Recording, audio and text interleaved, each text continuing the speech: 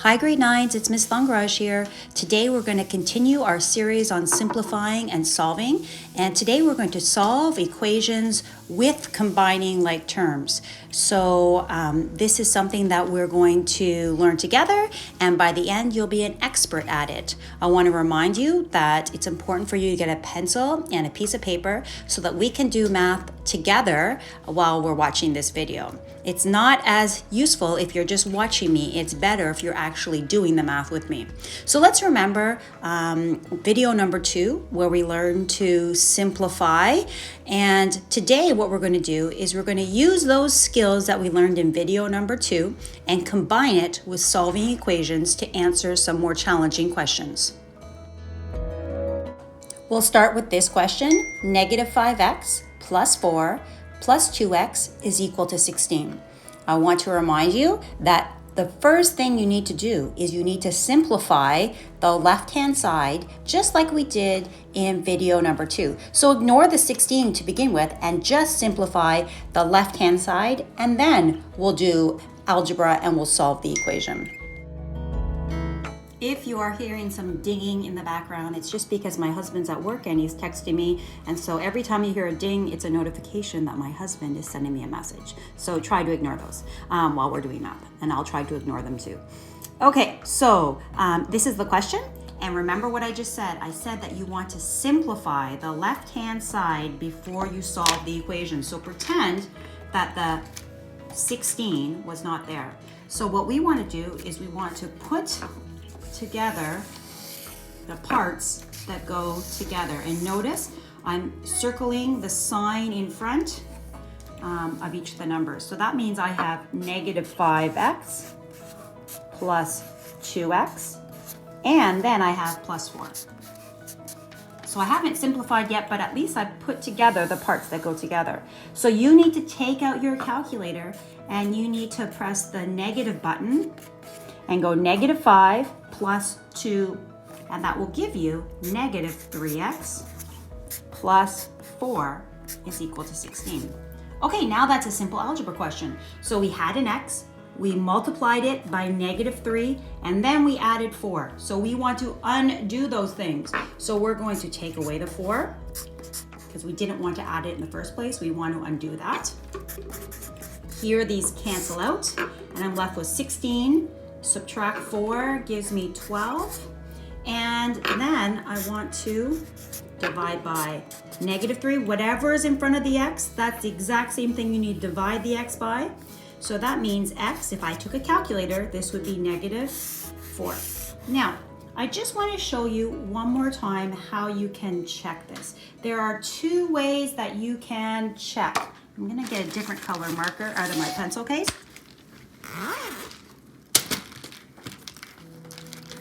Okay, I've got my marker. What I want to do is there's 2 ways. Let's do the first way first.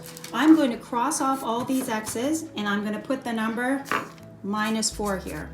I'm going to cross off the x's and put a minus 4. So what I want to do with my calculator is I want to check to make sure that this right here gives me 16. So negative 5 times negative 4 plus 4 plus 2 times negative 4. If I do that with my calculator, I'm going to do it in my head. Negative 5 times negative 4 I know is 20. 20 plus 4 is 24. 24 plus, this right here would be negative 8. 24 plus negative 8 would give me 16. So these 2 are the same, so we didn't make a mistake. Another way you can check this is you can just start with this equation that has been simplified, and we can make a table of values. So I know that at the beginning it starts at 4 because that's the initial value, and because the negative 3 is with the x, it's jumping down 3 each time. So I have 4 minus 3 gives me 1. 1 minus 3 gives me negative 2. But I want to get to 16. I want a 16. If I keep going this way, I'm not going to get to plus 16, which means I need to go backwards. And if I go backwards, I'm going to add 3. Because when we go backwards, we do the opposite of what we're doing when we're going down the table. We're going up 3. So negative 1 would be 7. Negative 2 would be 10. Negative 3 would be 13, and negative 4 would be 16. So look at it. We want to know when the y would be equal to 16, and that happens at x is equal to -4. So I definitely did this math question right.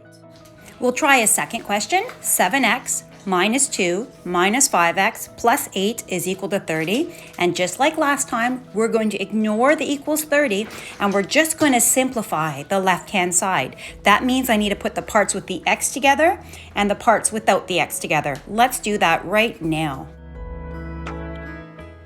Okay, so we're simplifying the left-hand side. I'm going to do my circling trick.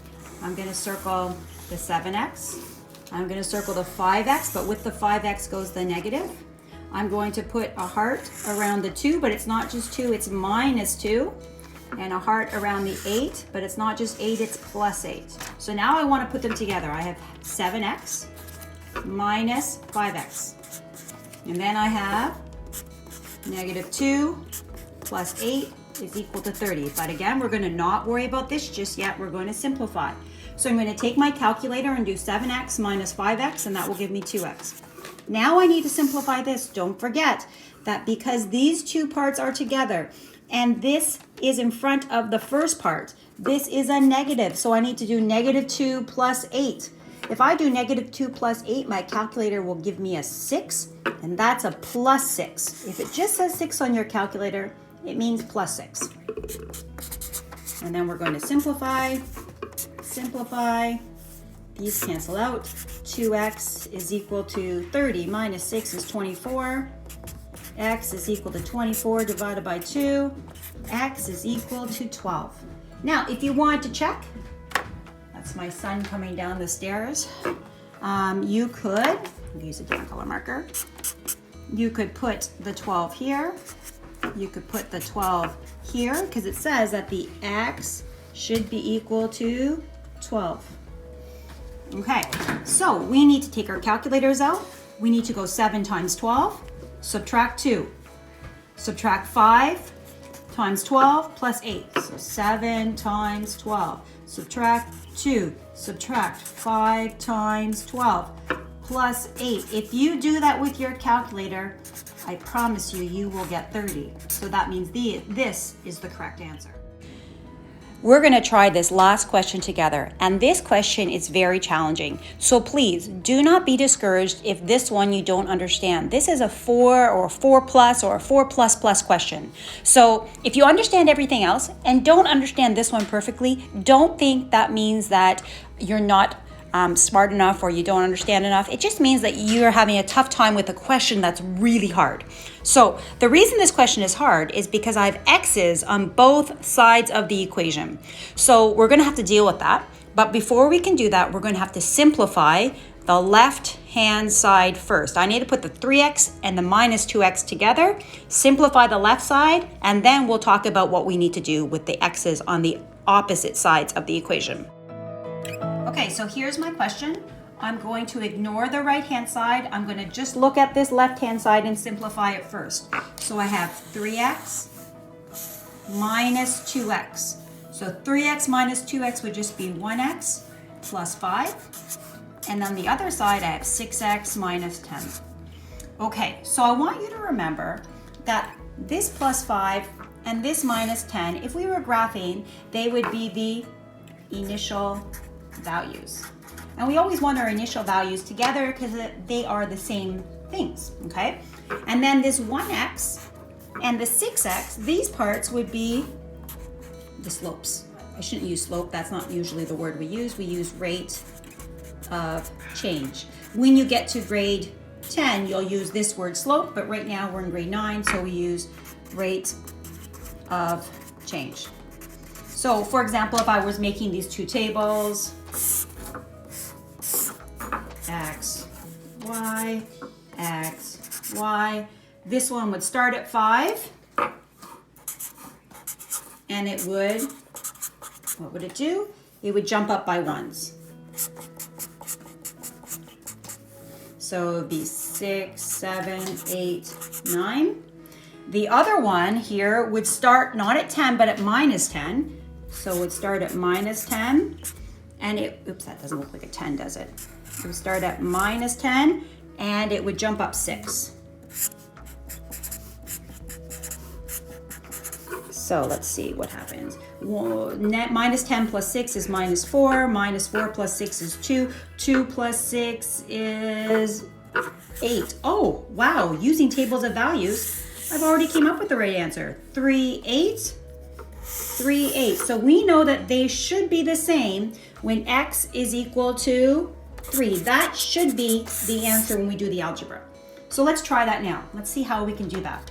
We want to move the initial values together. So let's put the initial values on this side, and let's put the rate of changes on this side. So on this side, the initial value is 5. And I'm going to move this initial value, which is minus 10 here, to the other side, so it's going to be plus 10. Here I have my rate of change. I want to keep my rate of changes on this side. This is 6x. And I'm going to take this rate of change and move it to the other side. Plus 1x on the other side becomes minus 1x. 6x minus 1x gives me 5x. 5 plus 10 gives me 15. I'm going to divide both sides by 5. X is equal to 3, just like we got with our tables. So since we got the same answer both ways, we know we must have done it correctly. Now that's a really hard question, so don't feel bad if you're finding it a little bit challenging. So here's your homework for today. Again, I'm going to assign you 2 pieces of homework. The first homework is I want you to do something fun with your family. So play a game, make a puzzle. I heard from some of you yesterday that some of you cleaned your room like I assigned you for homework yesterday. So I'm hoping that some of you will do something fun with your brother or sister or parents. Me and my daughter were making a puzzle. And then also your homework is to answer these 2 math questions. If you have questions, you can send them my way and I will help you. Please leave a comment in my YouTube channel so that I know you've watched this video and I know that you're learning along with me. Have a great day.